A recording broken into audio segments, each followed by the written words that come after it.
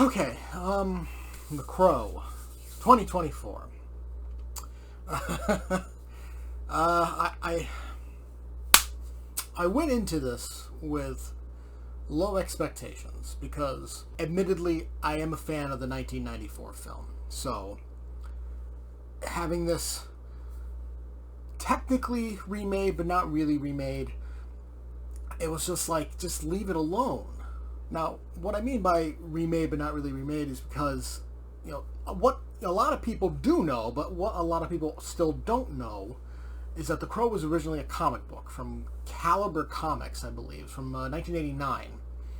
So, technically speaking, while a lot of people consider this a remake of the 1994 movie with the late, great Brendan Lee, it's really technically a readaptation of the comic.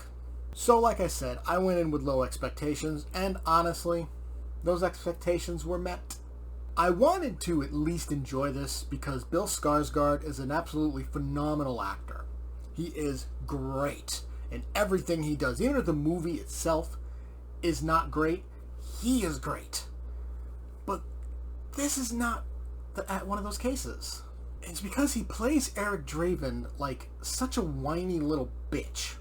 He's just a sad sack. That's it. I mean, you can kind of say the same thing about Brendan Lee, because his character's like super goth. But Bill Skarsgård's not really goth. He's just, I don't even want to say edgy, but I know that's what Hollywood was going for, edgy, with all the tattoos, because that's what Hollywood thinks is edgy nowadays. Just cover somebody in tattoos and they're edgy. One of the main issues with his portrayal of Eric Draven is that, in 1994 with Brendan Lee, he doesn't necessarily enjoy killing people. He's doing it to get vengeance for Shelley and to stop these people from hurting anybody else. And that's what this kind of starts as. But then when we get to the big, like, climax, or at least close to the climax, and he goes on like an absolute rampage, Skarsgård plays it like he's enjoying every second of it. And he's killing people that have nothing to do, at least directly, with his and Shelley's death. Another issue, just in general, is, like, in 94, Eric's love for Shelley is never questioned. Ever. It's questioned here.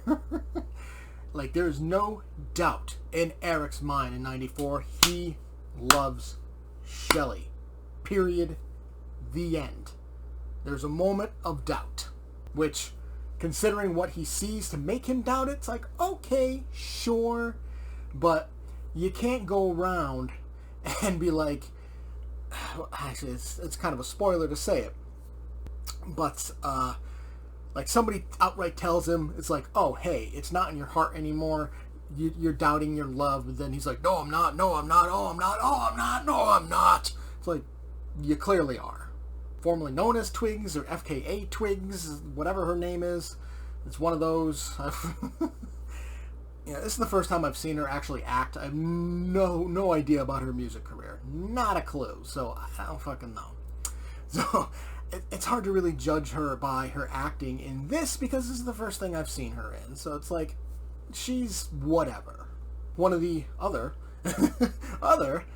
issues with this is just the pacing in general. It's just, the movie in general is a crawl. It is a crawl until we get to his giant rampage killing. Like, there's a few moments of action and excitement here and there, but it's just mainly him pouting and crying. He's not really crying, but he's pouting mostly. And he's just, Eric Draven's a little bitch. So ultimately, The Crow, 2024, what this really lacks is heart. It has no heart at all. It is absolutely nothing memorable about it. The rampage killing, sure, but years from now, 30 years from now, no one's going to remember The Crow 2024. 30 years from now, people are going to remember Crow 94? I don't know. But 94, it was memorable. It was by no means perfect, but it was memorable from the performances to the way it was shot to the lines. Brendan Lee had some amazing monologues and just lines you remember that people still say to this day.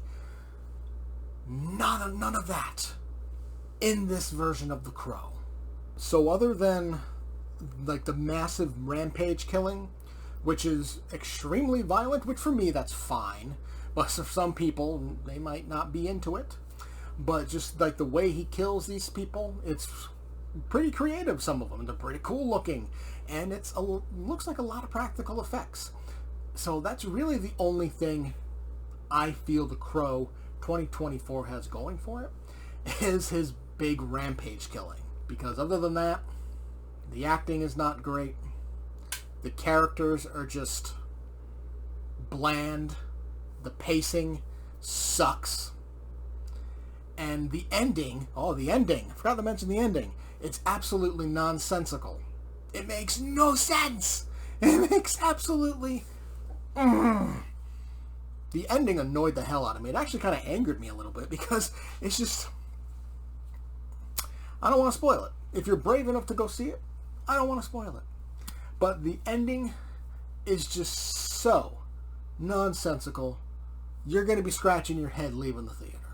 I give The Crow 2024 a D-. Did you enjoy the review? Make sure to hit that like button and subscribe to get notified when more reviews go live. Feel free to leave a comment to discuss your thoughts on the movie or show, and I will see you next time.